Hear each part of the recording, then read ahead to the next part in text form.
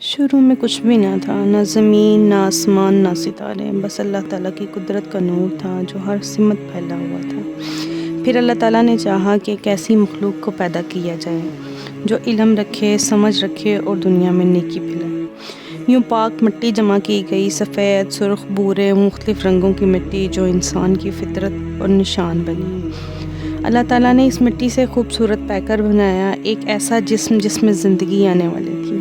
پھر ایک نورانی لمحے میں اللہ تعالیٰ نے اس میں اپنی طرف سے روح پھونک دی۔ پہلی مرتبہ حضرت آدم علیہ السلام نے آنکھیں کھولی، نہایت پاکیزہ، روشن اور حیرت سے بھری نگاہیں۔ فرشتوں نے ادب سے سر جھکا دیا کیونکہ اللہ تعالیٰ نے آدم کو عزت دی تھی، علم دیا تھا اور اشرف المخلوقات بنایا تھا۔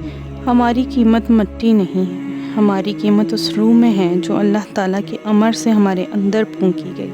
اگر انسان اپنی تخلیق کو سمجھے، اپنی حقیقت پہچانے، اپنی اصل کو یاد رکھے تو اس کے اندر عاجزی پیدا ہوتی ہے، غرور ٹوٹ جاتا ہے، نرم دل ہو جاتا ہے، زندگی آسان ہو جاتی ہے۔ آخر میں یاد رکھیں، انسان کی تخلیق اللہ تعالیٰ کی سب سے عظیم الشان نشانی ہے۔